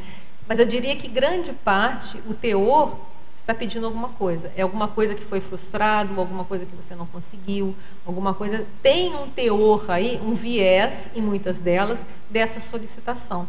Então, na pessoa que ela começa a cair a ficha, que ela já tem muita coisa, que ela não precisa pedir mais nada para ela, muito desses processos já cai por terra. Já perde sentido, perde a razão de ser. Porque eu estava pensando nesse princípio, do ponto de vista daquela consciência que está muito obnubilada, muito desestabilizada, e que a única alternativa que ela tem é justamente pedir ajuda. Mas não, nesse caso não. A gente acha importante pedir ajuda. A gente coloca até em algum lugar a questão da interajuda. Esse pedir para si que a gente falou é no sentido de egoísmo mesmo, né? De querer as coisas, querer benesses. Mas pedir ajuda não. Pedir ajuda é importante, porque eu vejo que isso faz parte da inteligência também. É você ver a hora do seu limite. Até aqui eu vou sozinho, aqui eu não consigo mais. Não estou conseguindo. Vou ter que pedir ajuda para alguém. Como a gente falou, um amigo, um profissional, sei lá. Então, é esse autocrítica, e às vezes isso faz parte da solução. Às vezes, isso é a solução. Então, na hora que a pessoa vê que não, realmente eu estou remoendo isso há, sei lá, 5 anos, não consigo sair sozinho, já tentei tudo. Aí, se tiver o egão, orgulho, não faz. Mas se a pessoa não, então tá. Onde eu posso conseguir ajuda? E aí faz o que eu quero para o meu momento? É uma terapia convencional? É uma consciencioterapia? Eu vou no psiquiatra? Eu vou no médico? Ver se tem alguma coisa enrola? Sei lá, vai começar a fazer uma pesquisa e ver aonde ela pode conseguir uma ajuda, um grupo de ajuda, um grupo de apoio, sei lá. Então, existe hoje vários recursos, né, desse. E a pessoa também, é importante ela saber a hora que ela não... Essa constatação de que não, aqui sozinho eu não estou saindo. Ok, tá obrigado. Bom? Então, com você, depois é ele ali. Tá? Sim. Eu queria trazer uma casuística que aconteceu na minha vida, né? Então, assim, eu fui criança, depois adolescente e adulta, ouvindo uma pessoa da minha família com a mesma queixa, né? Que você chama aqui de cantilena. E na infância eu ficava ouvindo aquilo, não sabia direito como pensar. E aí fui crescendo e fui conseguindo ajustar aquilo a um raciocínio lógico. Quando eu tive mais ou menos uns 38 anos, aí eu consegui compreender e dar um feedback para essa pessoa. Daí eu mostrei para ela assim, mas isso aqui que você fala, já não tem mais isso assim, você já conseguiu sair disso. E fui mostrando para ela várias coisas que ela falava e que não tinha mais lógica nenhuma na vida dela, né? E que a vida dela já estava bem diferente. Por incrível que pareça, nesse caso, surtiu um efeito positivo. Não, que bom. Ela nunca mais se queixou daquilo. Claro que ela trocou a queixa, né? Ou não se queixou com você, né? Mas assim, aquela coisa irracional que não tinha lógica mais nenhuma, ela acordou e viu, né? Então eu vejo que vale a pena a gente dar um feedback, assim, cheio de intenção. Como eu falei, na hora certa, no momento, tudo muito estudado, se tem amparador junto. Cheio de intenção positiva mesmo, né? Amigo mesmo. Porque às vezes esclarece, a pessoa acorda assim e fala, realmente isso tem uma lógica, né? Muito bom. Você que está com o microfone há um tempão, fala. Na página 1, sim. Em Fatologia, na 4ª linha. Dá para explicar o que é o monólogo enfadonho? Tá. Monólogo é aquilo que a gente fala sozinho. Tem até no teatro, às vezes tem umas peças de teatro que é um ator só. Então o ator fala o tempo todo sozinho, tá? Então, geralmente o que a gente quer? A gente quer um diálogo, né? Diálogo. Eu falo com você, você responde, eu falo de novo, você responde, isso é diálogo, tá? O monólogo é quando a pessoa fala sozinha. Então, muitas vezes, quando a pessoa entra nesse processo de ficar reclamando da vida, ela fica reclamando sozinha. Ela não ouve ninguém que fala. Então, você tenta falar uma coisa, fala um outro assunto, ela volta para o ponto que ela parou e continua. Né? Enfadonho porque aquilo vai dando um cansaço, porque é a mesma coisa. Então, quem está ouvindo começa com assim, já vem o fulano de novo falando a mesma coisa. Entendeu? Então, que fala sozinho e aquilo vai dando gera na pessoa que está ouvindo um cansaço. Mas, poxa vida, você está falando a mesma coisa de novo. Tá bom? Sim? Dá para explicar a terapeuticologia, por favor? Toda ela? Vamos lá. Ó. Então, o reconhecimento da existência e da improdutividade de conservar o autoassédio. Tem um verbete que eu já escrevi que chama opção pelo autodesassédio. Que para a gente parar com esse processo de ficar falando mal da gente mesmo, entrar nesse processo que a gente só está fazendo mal para a gente, não está resolvendo nada, primeiro a gente tem que entender que isso não é uma coisa boa. Porque às vezes a pessoa que fica só falando isso o tempo todo, no fundo, ela deve achar que aquilo funciona alguma coisa, porque ela fica repetindo, né? Ela repete. Então, eu vejo que a primeira situação é a pessoa admitir, isso aqui não é bom para mim. Eu não quero mais isso para a minha vida. Isso não está me ajudando. Tá? Então, esse é o número 1. Conscientização. Que eu tenho essas coisas e que isso não está me ajudando. Tá? 2. Escuta. Começar a escutar os próprios pensamentos, sejam verbalizados ou não, para identificar essas argumentações rebarbativas e desatualizadas. No caso que ela contou ali, ela que falou para a pessoa, né? Olha, você tá vendo? Isso não tem mais coisa a ver, já mudou, o contexto mudou. Agora, se a própria pessoa já descobrir, aceitar, eu tenho isso ainda. Olha, eu tenho esse tipo de coisa. Então, eu vou estudar agora. Então, ela começa a ver, olha só, eu estou pensando isso aqui, estou pensando numa situação, mas eu nem verifiquei se isso já mudou, se isso já não está diferente, se às vezes isso não é mais assim. Não, a pessoa ficava reclamando de alguma situação, por exemplo, lá, porque ela queria uma coisa e não conseguiu. Gente, mas às vezes ela já está crescida, já está trabalhando, já tem o dinheiro dela, podia ir lá comprar, porque ela está reclamando que o pai que não dá isso para ela, desde que ela não deu quando ela tinha 6 anos, ela está com 30 anos reclamando, poxa, o meu pai não me deu aquilo. Gente, você já trabalha, você tem dinheiro, você pode comprar, tá? Um exemplo assim. Então ela não atualizou e continua reclamando, tá? Então, se a pessoa começar a ficar atento a isso, então ela descobrir essas coisas, ela vai poder começar a ajudar.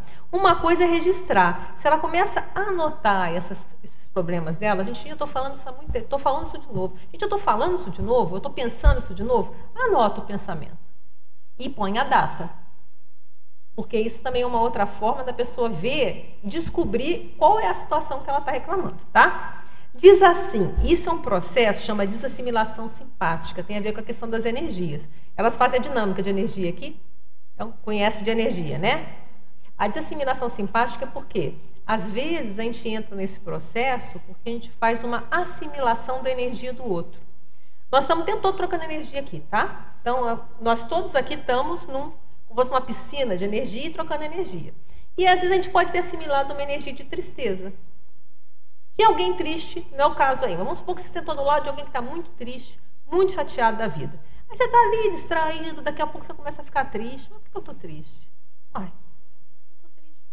E aí, se a pessoa não fica atenta, ela começa a pensar, não, eu estou triste, já sei, porque hoje de manhã aconteceu alguma coisa comigo, eu estou triste por causa disso, eu estou triste porque hoje de manhã eu queria comer ovo e não tinha ovo em casa. Por exemplo, isso é bem bobo, né? E aí a pessoa começa a ficar com aquilo. Quando, na verdade, se ela tivesse trabalhado as energias dela e feito a desassimilação, aquela energia de tristeza não era dela, era da pessoa que estava do lado. Até que a gente coloca aqui lá atrás, na questão do gatilho, às vezes esse gatilho pode ser uma coisa direta ou indireta. Esse seria o caso de uma ação indireta. Eu assimilei alguma coisa, eu começo a ter aquele sentimento, seja de irritação ou de tristeza, e eu não dou explicação, o meu cérebro vai tentar achar uma justificativa para isso. Ah, não, isso deve ser por isso. E aí às vezes começa a cantilena. Então, se a pessoa tem um problema qualquer, eu tenho problema com a minha mãe porque ela sabia que eu gostava de ovo, ela não comprou ovo. E aí começa, não, porque minha mãe é sempre assim, tá vendo? Não faz o que eu quero, eu falei que eu queria ovo, ela não comprou ovo. E aí a pessoa entrou numa cantilena, entrou num processo de reclamação, e tudo começou por quê? Aquela energia que ela assimilou, ela começou a entrar naquela tristeza e ela achou que a tristeza tinha a ver com alguma coisa que incomodava ela, tá? E o último é resolução. A pessoa vai ponderar, vai refletir sobre isso que está mal resolvido, buscando entrever novas amordades, achar uma solução para isso. Qual podia ser uma solução? Vou dar aquele exemplo bobinho do ovo que a gente falou. Então, eu já sei, vou fazer o seguinte, eu vou anotar todo dia para minha mãe, olha só, por favor, eu quero ter ovo de manhã. Ih, não tem ovo? Eu vou lá olhar na geladeira todo dia e vejo, só tem mais 2 ovos. Então, eu vou avisar minha mãe, mãe, por favor, amanhã tem que comprar ovo. Ou então, se tiver maiorzinha, você vai lá na loja e compra o ovo. Entendeu um exemplo assim? Então, a pessoa ela vai tentar ver a raiz do problema e vai buscar achar uma solução. Tá bom? Então, vamos aqui continuar aqui com os teletertulianos. Pensenologia, página 1, penúltima linha. Poderia aprofundar a cadeia pensênica atormentadora? É isso, a pessoa entra numa cadeia de pensênios, um pensênio atrás do outro, e gera um tormento para ela. Fatologia, página 1, final da 3ª linha. Poderia discorrer sobre a sequência vocabular auto-hipnótica?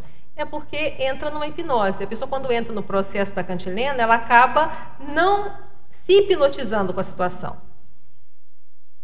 Fatologia, página 1. Poderia falar a respeito de a ilusão de alcançar alívio com as autorruminações? Quais técnicas eficazes para evitar a autorruminação? A gente já falou um pouquinho aqui, né?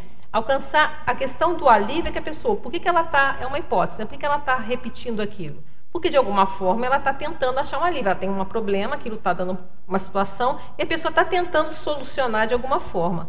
Técnicas, a gente já falou aqui, a pessoa primeiro descobriu que tem, ela pode tentar mudar o bloco pensênico. É o famoso pensar em outra coisa. Então, às vezes ela vai estudar, se ela vai estudar outra coisa, vai ler um livro, vai ver um filme, ela vai fazer alguma coisa que ela sabe que na hora ela vai parar de pensar naquilo, vai pensar em outra coisa. Pode ser fazer ginástica, a pessoa vai fazer abdominal, faz alguma coisa. Então, pelo menos vai ficar com a barriga ok. Então, fazer alguma situação que muda o bloco.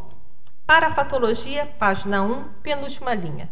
Poderia discorrer sobre a evocação involuntária de assediadores? Poderia dar um exemplo?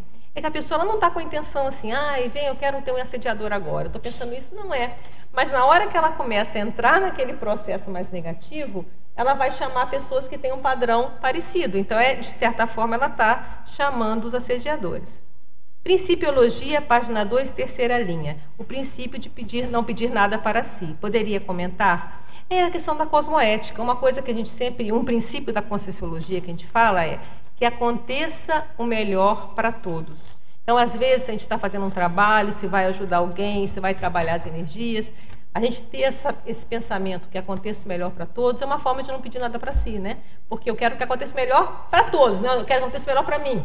Não, eu quero que aconteça o melhor para todos.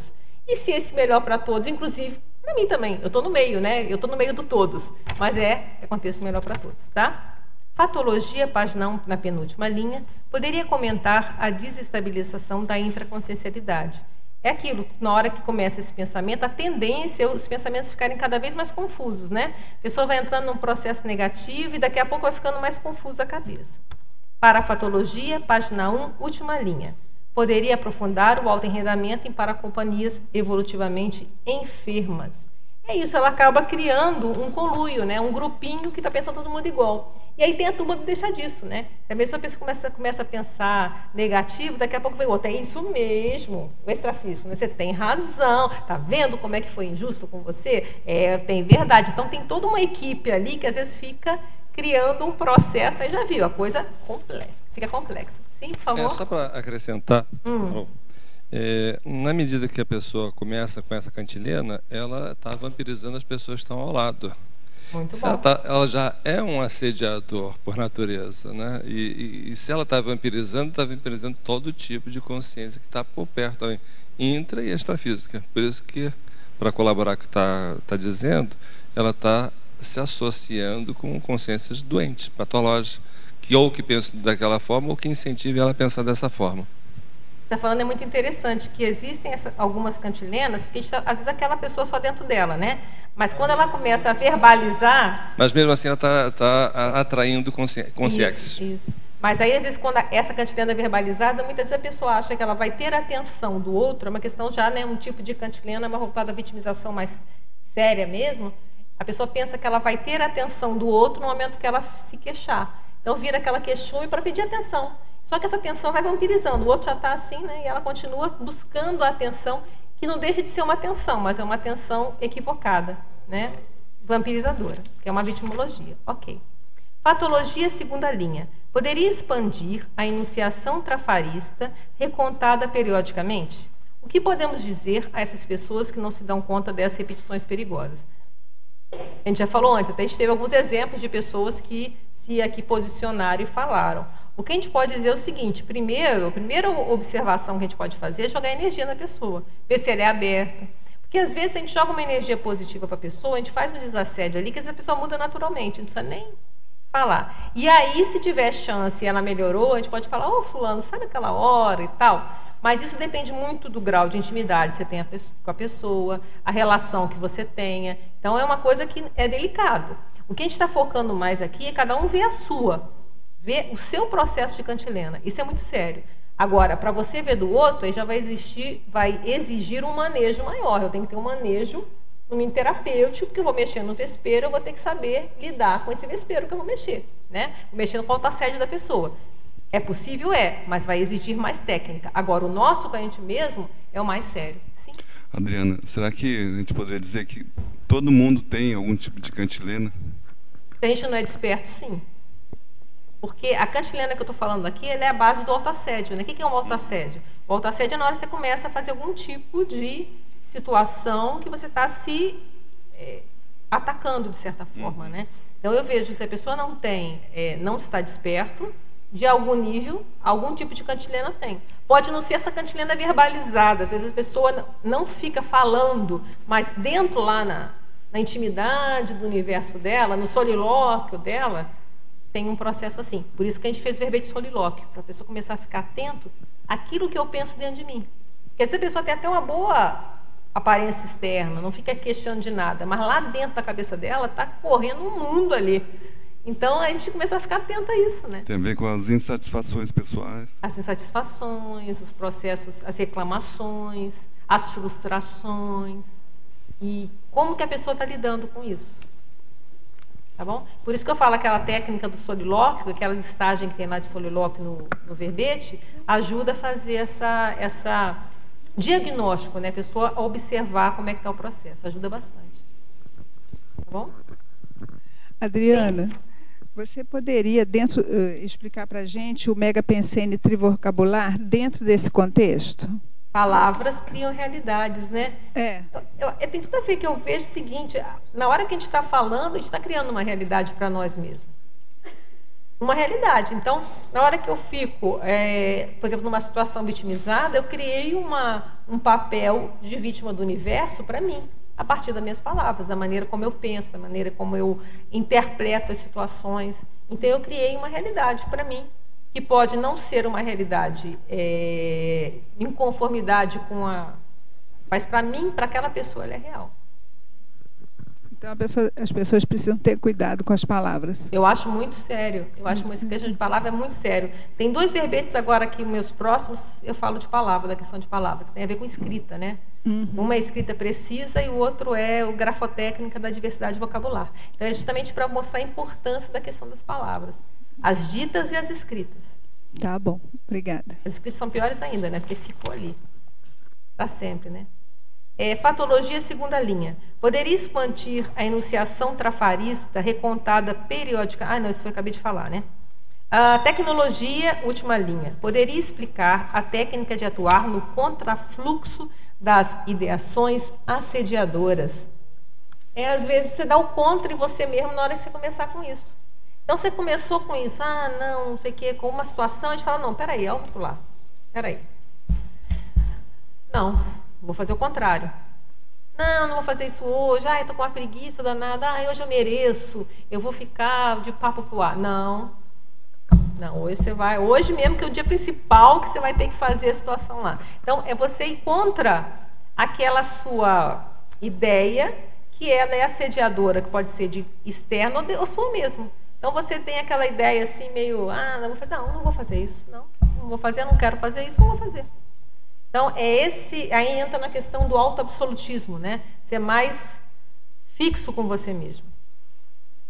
Quais as formas e técnicas que podemos fazer para saber se o morfopensene é nosso mesmo ou de consciências próximas ou assediadoras?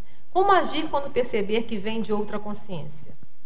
Olha, o morfopensene é aquele pensene no extrafísico que ele criou uma forma, né? A gente deu o exemplo aqui do elefante rosa, né? Então, pode ser o morfopensene. Agora, se veio o meu ou do outro, eu realmente não estou pensando como a gente pode fazer. Uma das coisas que a gente vê se é o morfopensene, uma técnica é você esterilizar a energia. Porque a tendência, se for só o morfopensene, a tendência é dissolver. Né? Ele não vai, só se ele estivesse muito fixo, né? Mas uma técnica seria esterilizar bastante energia e ver. Agora, se é seu ou do outro, aí você tem que ver.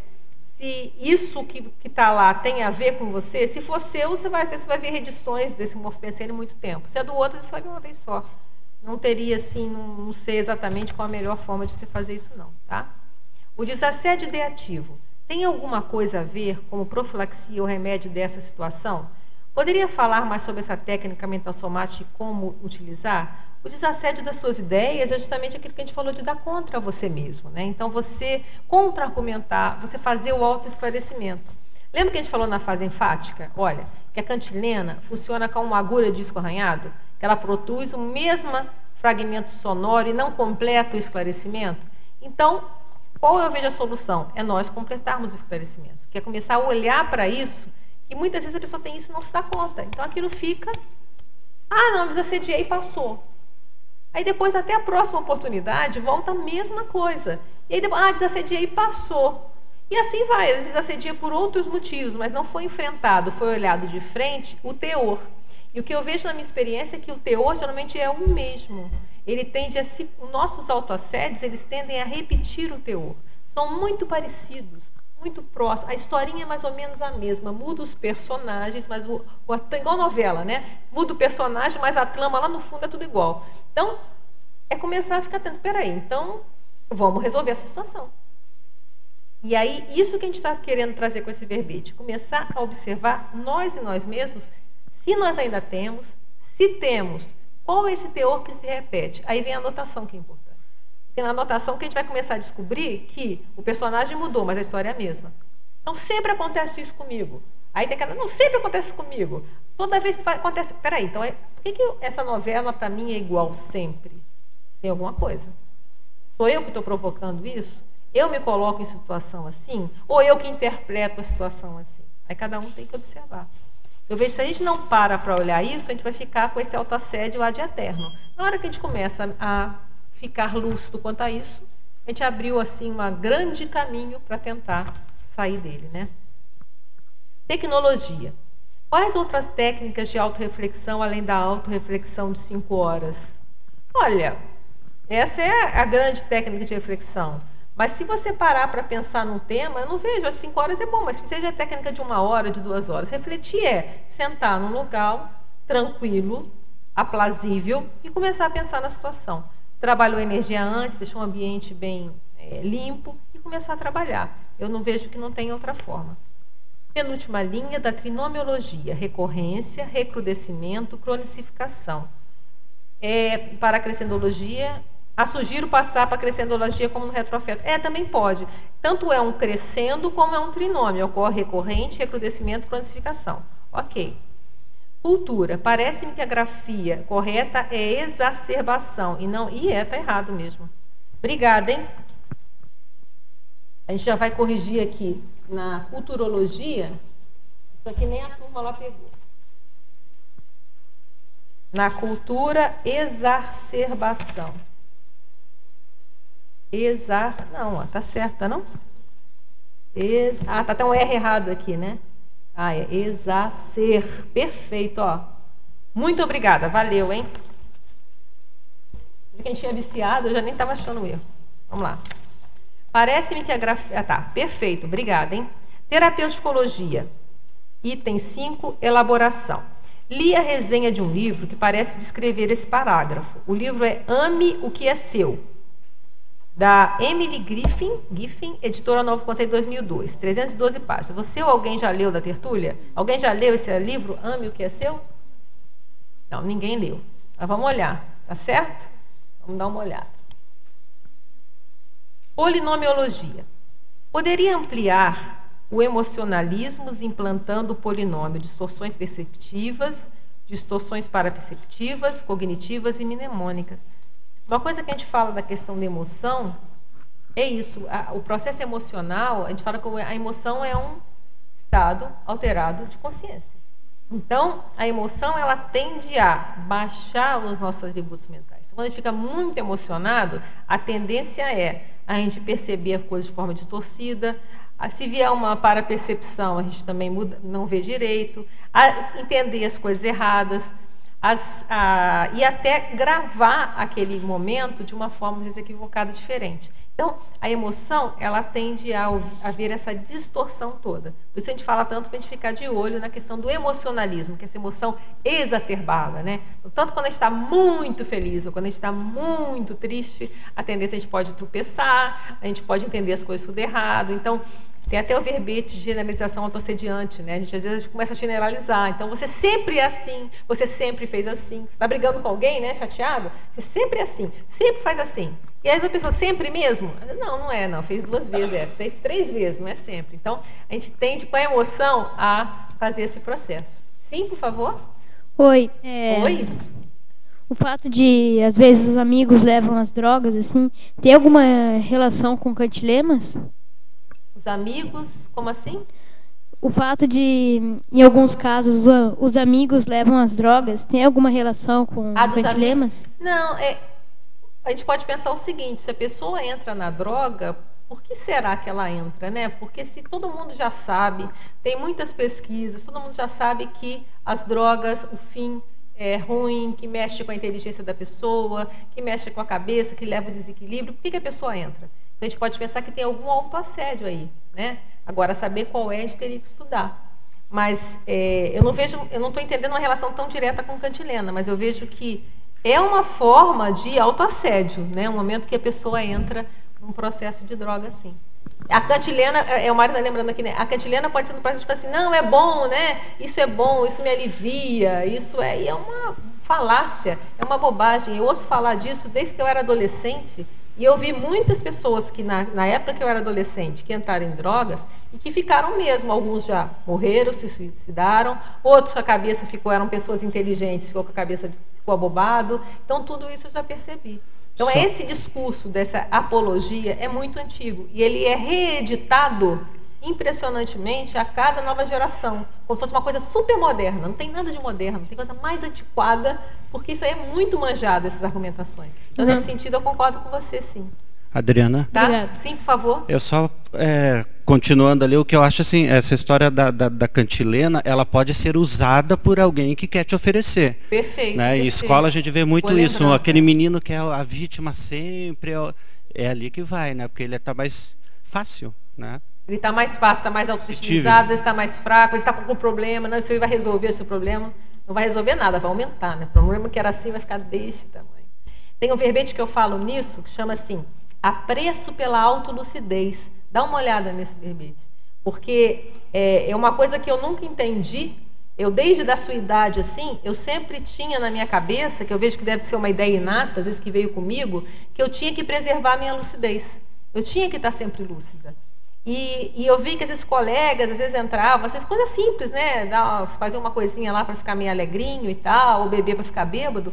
Eu achava que eu não entendia, né? Por que a pessoa, ela faz isso para perder o controle, Então, essa questão, ainda mais o intermissivista, ele tem que lembrar que a nossa maior e melhor ferramenta é a nossa lucidez. Porque é aí que a gente vai ver o que é melhor para nós, a gente vai tomar as decisões mais corretas. E quem faz uma opção por qualquer tipo de droga, ela está fazendo uma opção para baixar a lucidez. Isso, para mim, nunca eu vi lógica nisso. Então, a pessoa fala assim, um alívio não, você está fugindo de um problema. É diferente do que a gente está falando aqui, encarar. Tem problemas, todo mundo tem. Dificuldades, todo mundo tem. Se essa vida fosse fácil, a gente não precisava ter nascido aqui. A gente nasce aqui para aprender e para enfrentar um monte de coisas. Então, esse enfrentamento faz parte da vida. Então, a vida não é fácil para ninguém. Até na opção eu falo isso. Uma convicção que eu vejo que é autoassediante é essa ideia de que a vida é fácil para alguém. Então, a pessoa fica muito pé da vida porque a minha vida não é fácil e de alguém é fácil, então eu sou um injustiçado da vida. A vida não é fácil para ninguém. Obrigada. Mas a questão é a gente começar a valorizar isso, tá? Mais alguém ia falar aqui o microfone? Não, né? Tá. Ah, é que você ia falar, né? É que eu vi que você mexeu o microfone. Assim.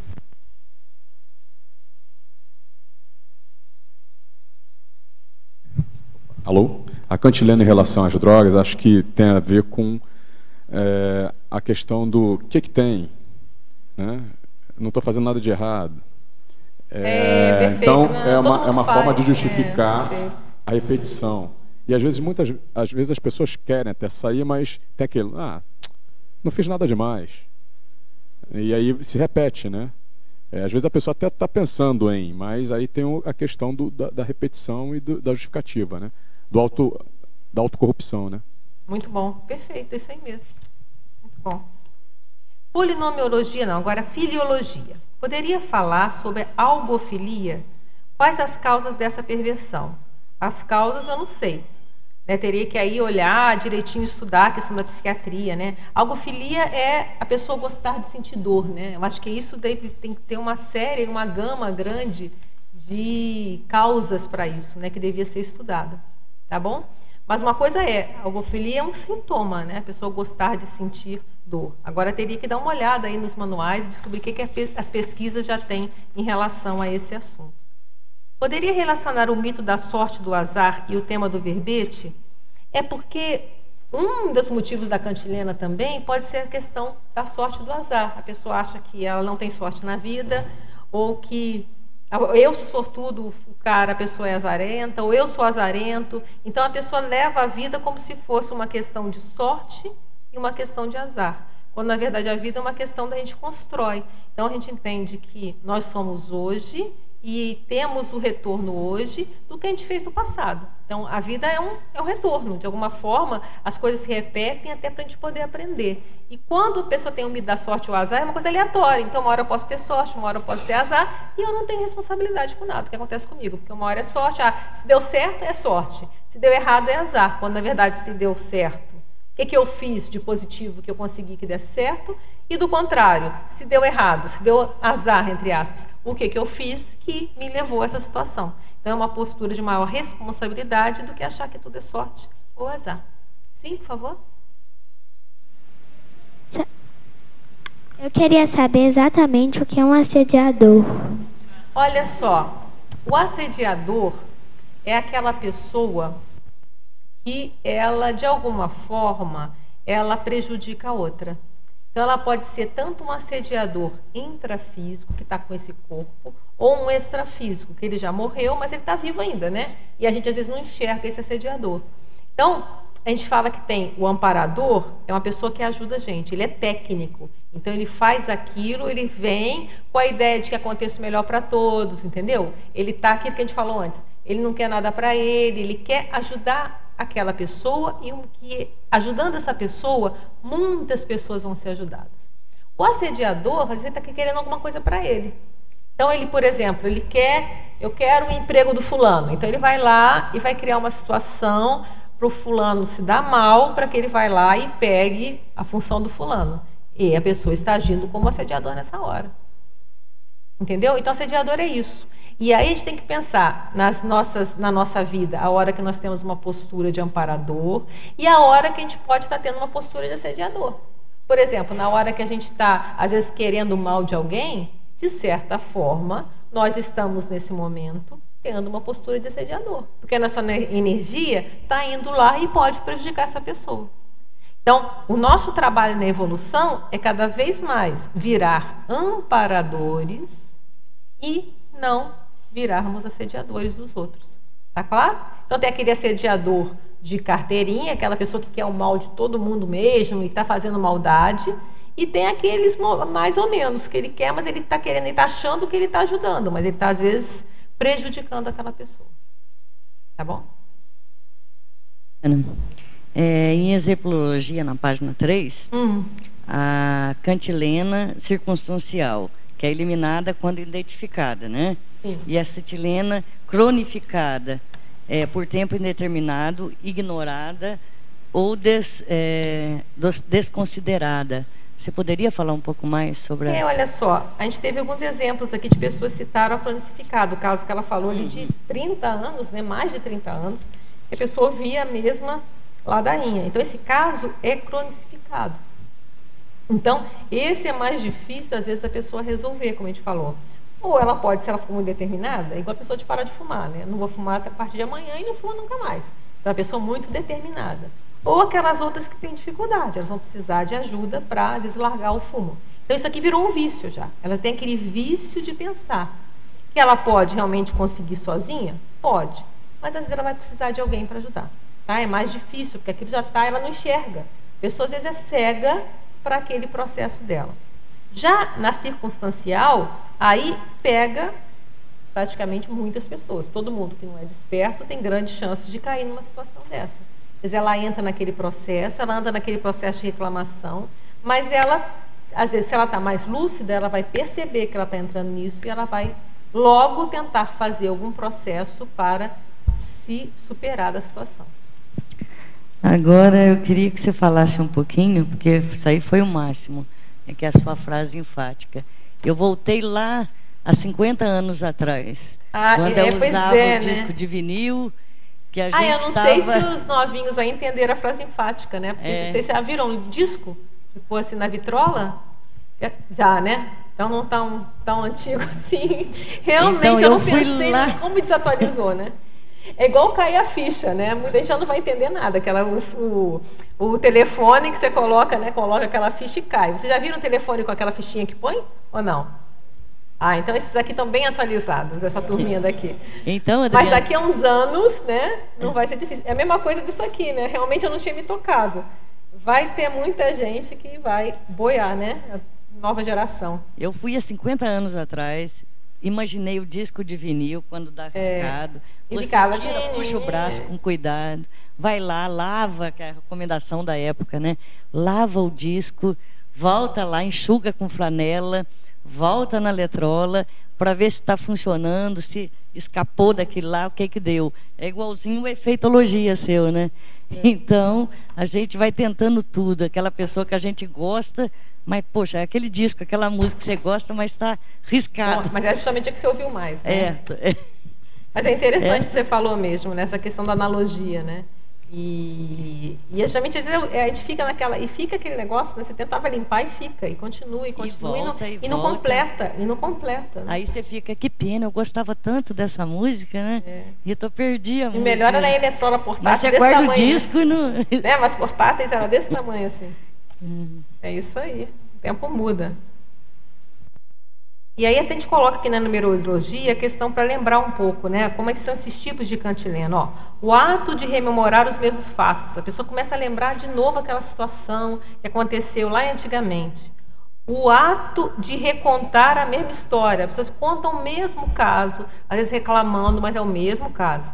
O ato de reproduzir as mesmas perspectivas, quer dizer, não mudou um ângulo, não tentou ver, às vezes, o ponto de vista do outro, o ponto de vista da outra pessoa que está vendo. Vai repetindo também o mesmo modo de ver. O ato de refazer o mesmo raciocínio, isso é muito sério. A pessoa não permite raciocinar aquela situação de uma forma diferente. Ela raciocina sempre daquele modo, é sempre igual. O ato de repisar os mesmos argumentos, vai a mesma argumentação. O ato de redizer as mesmas justificativas e o ato de reviver as mesmas insatisfações. E aqui que entra o processo da pessoa começar a entrar num processo, pode entrar num processo depressivo, um processo de irritação, porque ela revive, cada vez que ela conta aquela situação, ela tem a mesma versão e aquilo vai atrair um sentimento. E aí pode até atrair também os assediadores da época, da situação, aí fica um melê federal, né? Então, é bem complicado, a gente tem que começar a ficar atento a essa situação aí para a gente chegar na desperticidade e, mais sério, né? Chegar na desperticidade é só o primeiro passo também, né? Tem que sustentar. Então, chegar e sustentar a desperticidade. Então, a sua numerologia é o resumo do verbete. Isso. Então, para a gente recordar, porque a gente está quase na hora, lá não vai dar tempo de fazer mais, o primeiro, a postura queixosa, o pensamento... a postura queixosa, o pensamento generalizado, a fala monocórdia, às vezes a pessoa começa a falar aquilo no mesmo tom, a faces inexpressivas, às vezes não é todo o caso, mas tem casos que a pessoa fica a mesma cara, como se estivesse ditando, né? A análise superficial, o posicionamento confuso, às vezes não tem clareza, e o comportamento estéril. Por que comportamento estéril? Não tem resolução, é estéril, não tem produtividade, aquilo não é infértil, aquilo não dá em nada, literalmente. Então, isso é um processo para a gente ficar bem atento. Tá bom?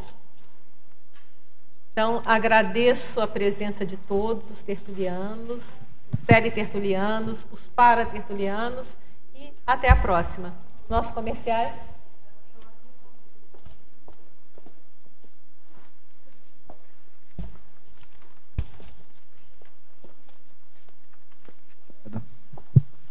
As pontuações da tertúlia de hoje são 38 assinaturas no livro de presença, 25 perguntas presenciais e 29 perguntas respondidas online. Hoje nós temos 4 recados. A Valdirene com Acoplamentarium, a Marta com o curso Sinalética Energética Parapsíquica, a Viviane com a Semana da Saúde da OIC e a Márcia com a segunda semana da Paradireitologia. Boa tarde a todos. Nós queremos convidar a todos os interessados no desenvolvimento do parapsiquismo para o curso Acoplamentarium, que vai acontecer no campus CAEC nos dias 18 a 20 de julho. A temática será África e os epicons João Aurélio, Kátia Aracaki, Alexandre Nonato e Tony Muskov.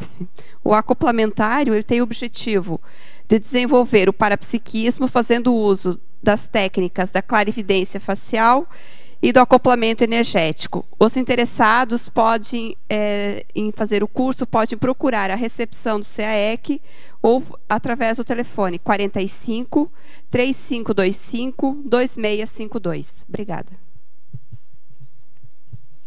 Boa tarde. Dias 5 e 6 de julho acontecerá o curso Sinalética Energética Parapsíquica do professor Mário Oliveira, na sede da ACIP, no Polo Discernimento. É um curso que ajuda na identificação, compreensão e emprego dos sinais anímicos, energéticos e parapsíquicos. Temas que serão abordados: sensibilidade energética, conexão interdimensional, sinergismo interconsciencial, sinalética de amparo e assédio, precognição.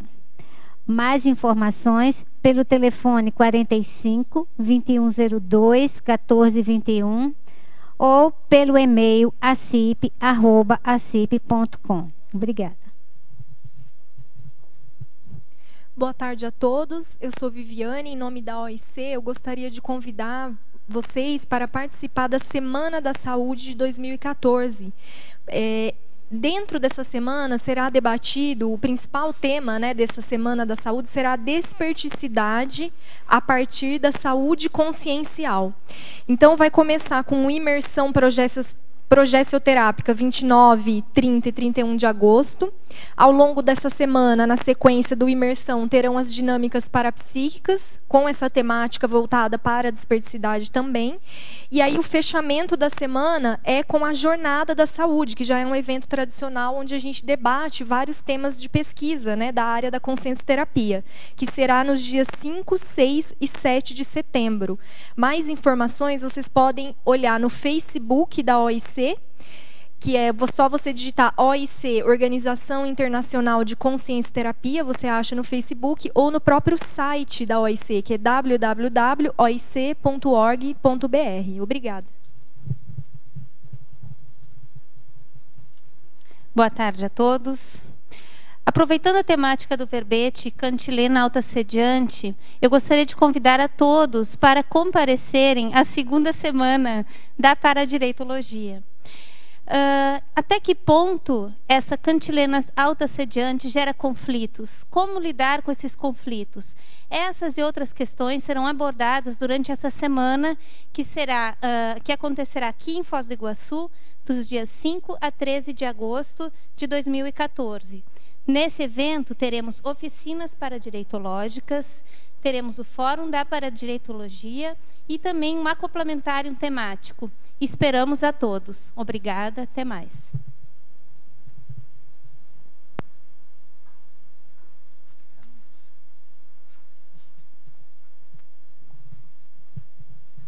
Para amanhã, teremos o verbete Convivências Familiar Sadia, especialidade Conviviologia, com a verbetógrafa Juliana Nicolau.